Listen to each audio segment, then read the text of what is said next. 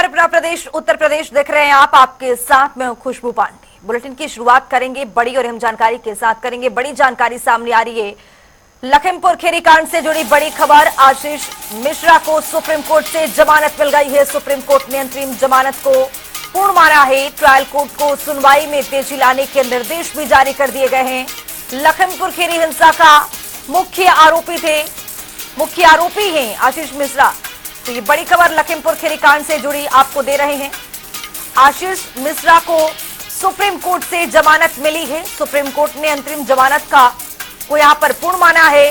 वही लखीमपुर खीरी हिंसा का ये मुख्य आरोपी है आशीष मिश्रा। आपको बता दें कि ट्रायल कोर्ट को सुनवाई में तेजी लाने के भी निर्देश जारी किए गए हैं। सुप्रीम कोर्ट ने अंतरिम जमानत को पूर्ण माना है और इस पूरे मामले में आपको बता दें कि ट्रायल कोर्ट को सुनवाई में तेजी लाने के गंभीर निर्देश दिए गए हैं।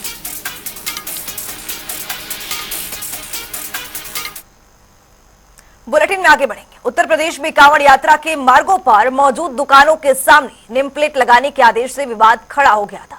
इस मामले को लेकर राज्य की योगी आदित्यनाथ सरकार अपने सहयोगी दलों के ही निशाने पर आ गई। वहीं पक्ष और विपक्ष लगातार मामले पर अपनी प्रतिक्रियाएं देते नजर आए। सुनिए क्या कुछ कह रहे हैं। यात्रियों का हम सब सम्मान करते हैं और सहयोग करते हैं, स्वागत करते हैं। लेकिन जो योगी बाबा ने ये लगाया है व्यवस्था नाम लिखने का, जात लिखने का, ये देश को, समाज को बांटने की एक बहुत कुचक्र है। ये चल नहीं पाएगा। इसका जितना विरोध होना चाहिए होगा और मजबूर कर दिया जाएगा। इस व्यवस्था को वापस किया जाएगा। कांवड़ यात्री का मतलब हुआ कि जो जिस धर्म का व्यक्ति हो उसकी आस्था के साथ कोई खिलवाड़ नहीं होना चाहिए।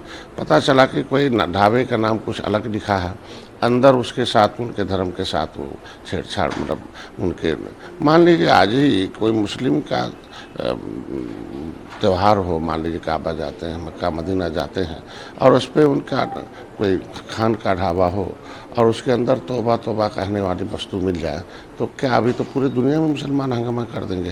तो ये तो हमारे यहाँ की सभ्यता की पिछली सर, ये राजनीति कर रहे हैं लोग।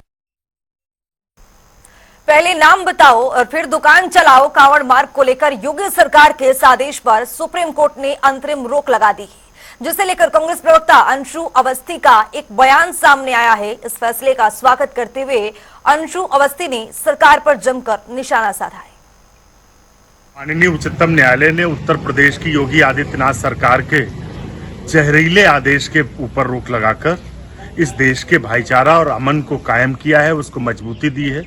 हम इस निर्णय का स्वागत करते हैं और उत्तर प्रदेश की योगी आदित्यनाथ सरकार से अनुरोध करते हैं कि कम से कम इस तरीके के समाज में जहर बोरने वाले आदेशों को करने से पहले एक बार गंभीरता से विचार करें। माननीय मुख्यमंत्री जी, प्रदेश एक बड़े मन से, बड़े भाव से चलता है। बहुत संकुचित विचारधारा से कोई देश, प्रदेश और घर नहीं चल सकता है। बार बार उच्चतम न्यायालय से, हाई कोर्ट से आपकी सरकार को सीख मिलती है, सबक मिलता है। आप उसे आखिर क्यों नहीं आत्मसात करते? राजधानी लखनऊ में रेल कर्मियों ने पदोन्नति समेत कई मांगों को लेकर मंडल प्रशासन के खिलाफ मोर्चा खोल दिया है। हमारे संवाददाता टीएन मिश्रा के देखिए खास रिपोर्ट। उत्तर रेलवे मंडल प्रशासन के हरदर्मी के खिलाफ आज नार्दर्न रेलवे यूनियन ने प्रचंड प्रदर्शन किया है और इस प्रदर्शन में मंडल के सभी जिलों से बहुत दूर दूर से कर्मचारी और महिलाएं आई हैं। All India Railway Men's Federation के महासचिव शिवगोपाल मिश्रा जी मेरे साथ हैं। मैं उनसे जानूं क्या मामला है सर। मामले दो बहुत ही महत्वपूर्ण हैं, जिनकी वजह से लोग मजबूर हुए हैं प्रदर्शन करने के लिए। रेलवे में हमने कभी देखा नहीं कि अनुकंपा के आधार के भर्ती पर कभी कोई ऐसी स्थिति आई हो, लेकिन लखनऊ मंडल में मैं ये महसूस कर रहा हूँ कि पीछे करीब 1 साल से गोविंद देखिए,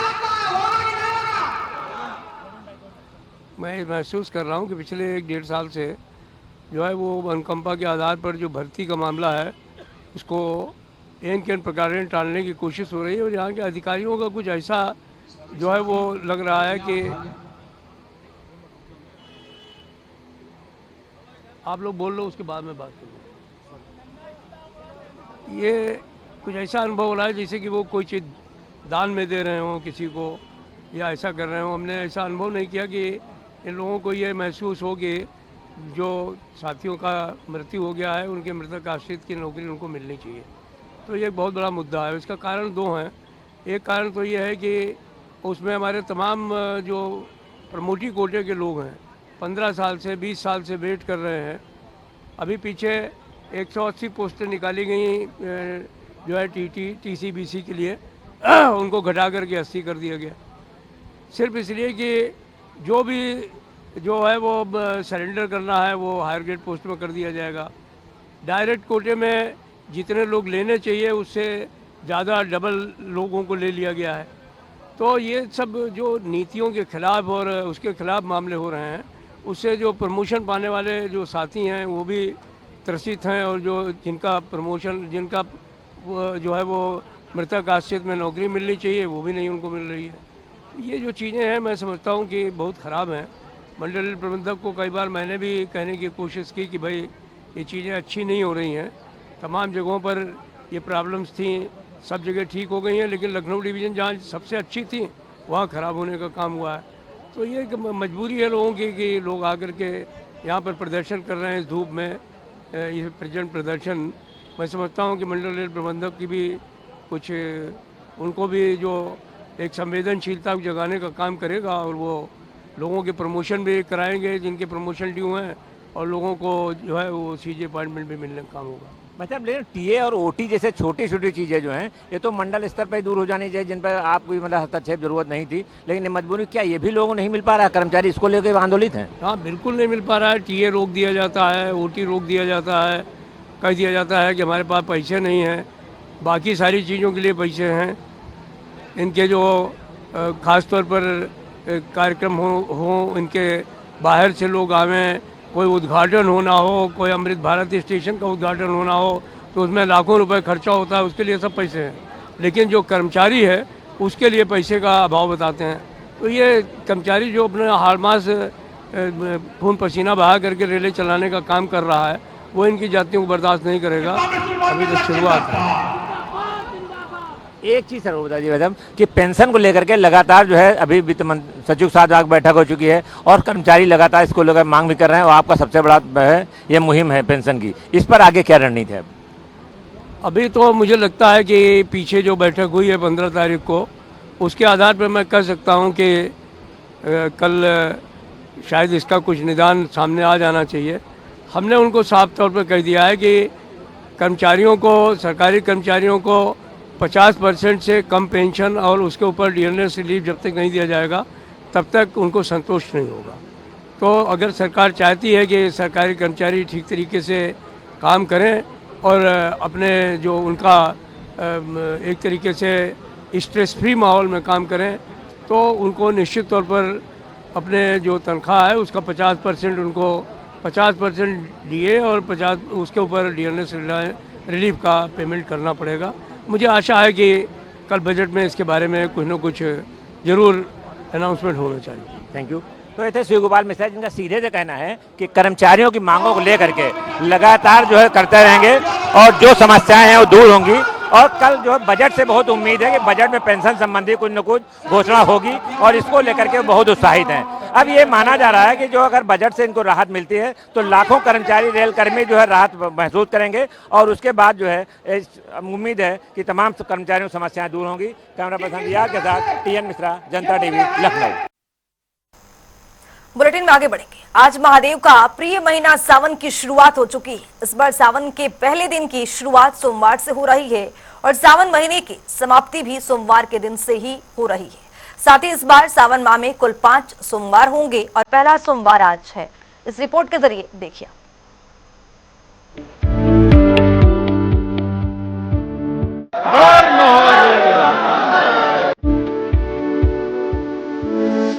आज से सावन महीने की शुरुआत हो चुकी है। सावन का महीना हिंदुओं के पवित्र चातुर्मास में से एक माना जाता है। इस महीने का संबंध पूर्ण रूप से शिव जी से माना जाता है। इसी महीने में समुद्र मंथन हुआ था और भगवान शिव ने हलाहल विष का पान किया था। हलाहल विष के पान के बाद उग्र विष को शांत करने के लिए भक्त इस महीने में शिव जी को जल अर्पित करते हैं। जहां आज यानी 22 जुलाई से सावन का महीना शुरू हुआ है, तो वहीं सावन का पहला सोमवार भी आज ही है। इस बार सावन का महीना 19 अगस्त को समाप्त होगा। ऐसे में देश भर में हर हर महादेव के जयकारे गूंज उठे हैं।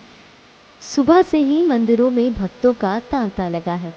शिव भक्त अपने आराध्य भगवान शिव की पूजा अर्चना करने के लिए मंदिर पहुंच रहे हैं।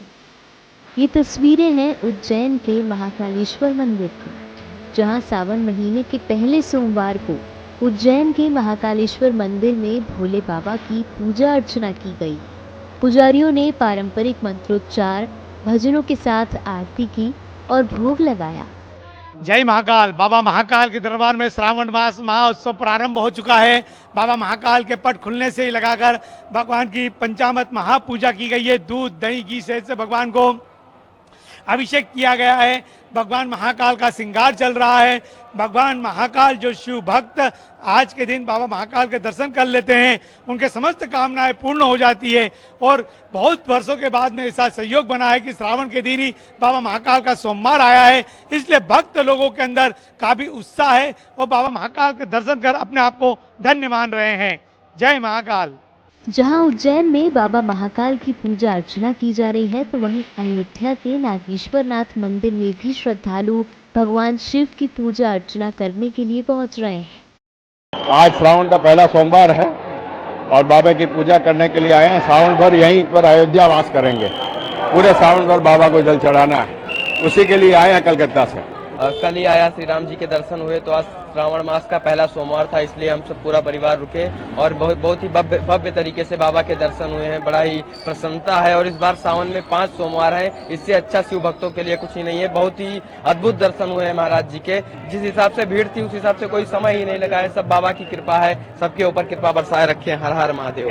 हम यहाँ नागेश्वर धाम में पहला सोमवार दर्शन किए हैं अच्छे से। बहुत भीड़ है पर अच्छे से हो गया। अब ये तस्वीरें हैं हरिद्वार के दक्षेश्वर महादेव मंदिर की, जहां भगवान शिव पर दूध, दही, जल अर्पित किया जा रहा है। मंदिर में श्रद्धालु जयकारे लगा रहे हैं और भगवान के दर्शन के लिए पहुंच रहे हैं। साथ ही गंगा नदी में पवित्र डुबकी लगाने के लिए घाटों पर बड़ी संख्या में श्रद्धालु मौजूद हैं। सवेरे से ही घाटों में भक्तों का पहुंचना शुरू हो गया था। इस वक्त घाट पर श्रद्धालुओं की भारी भीड़ देखने को मिल रही है। तो कुछ ऐसा ही नजारा है प्रयागराज के मनकामेश्वर मंदिर का, जहां भोले बाबा को रिझाने के लिए भक्त भांग, धतूरा, दूध, दही, जल लिए कतारों में भगवान की पूजा के लिए खड़े हैं और जयकारे लगा रहे हैं। सावन का पहला दिन सोमवार से स्टार्ट हुआ है। बहुत बढ़िया दिन, शुभ दिन है। बहुत सौभाग्य से दर्शन करने को मिला। बहुत सुबह से 4 बजे लाइन लगे हैं, बहुत अच्छा लगा। क्या किया? पूजा किए हैं। दर्शन थोड़ा भीड़ ज़्यादा है इसलिए टाइम नहीं मिल पाया, थोड़ा सा कम टाइम मिला, पर बहुत अच्छा लगा। वाराणसी के घाटों पर भी हर हर महादेव की गूंज सुनाई दे रही है, जहां भक्त आस्था की पवित्र डुबकी लगाकर भगवान की पूजा अर्चना कर रहे हैं। आज का पावन पर्व अब चालू हो रहा है, 1 महीने का श्रावण, और आज सावन का पहला सोमवार भगवान शिव भोले भंडारी को अर्पित है। पूरी जनता, पूरी पब्लिक यहाँ लाखों की संख्या में मौजूद हैं और भोले बाबा को, काशी विश्वनाथ भोले बाबा को, जो बनारस नगरी के पूरे संसार के चलाने वाले हैं, आज पब्लिक उनके श्रद्धा मनोभावना में उनको जल अर्पण करने के लिए यहाँ पे गंगा घाट के किनारे गंगा स्नान कर रहे हैं और उसके बाद बाबा के दर्शन के लिए भाड़ी। हाँ, मैं नहा चुका हूँ जी। मैं नहीं, अभी मैं जल नहीं चढ़ाया। अभी मैं नहा करके जल ले करके और बाबा के धाम के लाइन लगाने के लिए बस तैयारी में हूँ। आज के दिन बहुत भारी मान्यता है जी, उसका मैं अपने मुंह से वर्णन नहीं कर सकता। बस सीधे ये कह सकता हूँ कि जो सावन महीने में और वो भी पहले सोमवार को भगवान भोलेनाथ को जल अर्पण कर दे तो हमें ऐसा लगता है कि मोक्ष की प्राप्ति के द्वार खुल जाते हैं।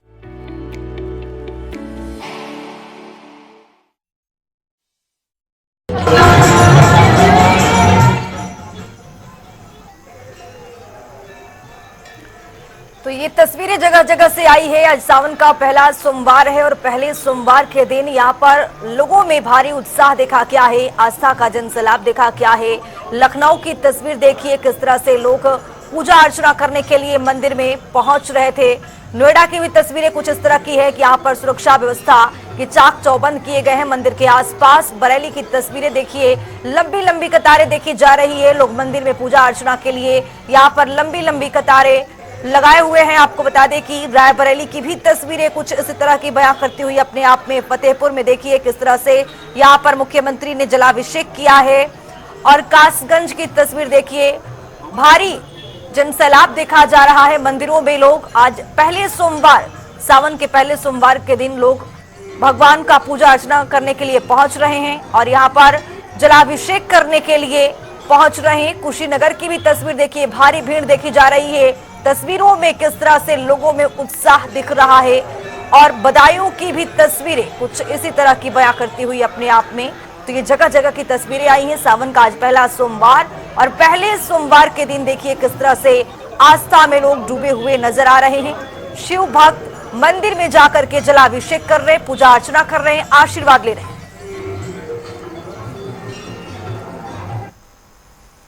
सावन के पहले सोमवार को शिवालयों में भक्तों की भारी भीड़ उमड़ रही, जिनकी सुरक्षा व्यवस्था के लिए पुख्ता इंतजाम भी किए गए। वहीं आईजी प्रवीण कुमार ने अयोध्या पहुंचकर सुरक्षा व्यवस्था का जायजा भी लिया है। श्रद्धालुओं को किसी भी प्रकार की परेशानी ना हो, इसे लेकर नागेश्वर नाथ मंदिर के माता और हिंदुता को देखते हुए वहीं पुलिस बलों की तैनाती की गई है। साथ ही भारी भीड़ को देखते हुए कई जगहों पर रूट भी डायवर्ट किया गया है, जिसे लेकर आईजी प्रवीण कुमार ने इन सब की जानकारी साझा की है। देखिए, हमारे पांचों जनपदों में सुबह से श्रद्धालुओं का तांता लगा हुआ है। चाहे सुल्तानपुर हो, चाहे लोधेश्वर महादेव में स्थिति हो, चाहे अम्बेडकर नगर के विभिन्न शिवालयों में हो, और यहाँ नागेश्वर नाथ और अन्य मंदिरों में भी लगातार लोगों का क्रम है। हाँ, ये बात अलग है कि जो श्रद्धालुओं की संख्या है वो हमारी अगले इतवार से हम लोगों का अपना आकलन है वो बहुत बढ़ेगी और श्रावण शिवरात्रि के आसपास से लोग इसमें पीक पे आते हैं। लेकिन ये फिर आगे सिलसिला रहता है, उसको लेकर के ट्रैफिक एडवाइजरीज भारी वाहनों के संदर्भ में जारी की गई हैं और हम लोग सभी कार्रवाइयाँ उसमें करा रहे हैं। जो स्थानीय लोग हैं, जो हमारे मठ के महंत लोग हैं, जो हमारे आयोजक लोग हैं, प्लस जो हमारे मौजूद और सम्राट लोग हैं पूरे शहर के, उन सबसे हम लोगों ने संवाद किया हुआ है और हम लोग आश्वस्त हैं कि जिस तरह से गत वर्ष में अयोध्या वासियों के सक्रिय और सकारात्मक सहयोग से इस पूरे कार्यक्रम को अच्छी तरह से संपन्न कराया गया था, यहाँ पर भी श्रावण झूला मेला अच्छी तरह संपन्न होगा। साथ ही साथ बाराबंकी में जो लोधेश्वर महादेव में जिसमें भारी संख्या में लोग सुबह से आ रहे हैं, वहाँ पर भी सभी व्यवस्थाएं हमारी अच्छी। बुलेटिन में आगे बढ़ेंगे। वित्त मंत्री निर्मला सीतारमण अपना 7वां केंद्रीय बजट पेश करने वाली है। आज से शुरू मानसून सत्र में अगले दिन यानी कल मोदी 3.0 का पहला बजट पेश किया जाएगा, जिसे लेकर जनता की क्या कुछ उम्मीदें हैं। प्रयागराज से हमारे संवाददाता SM आमिर की ये खास रिपोर्ट देखिए। जहां आज से बजट सत्र शुरू हो गया और कल जहां वित्त मंत्री निर्मला सीतारमण कल बजट पेश करेंगी और ऐसे में बजट 3.0 को लेकर प्रयागराज की जनता को क्या उम्मीद है, हम बात करेंगे यहाँ के दुकानदारों से।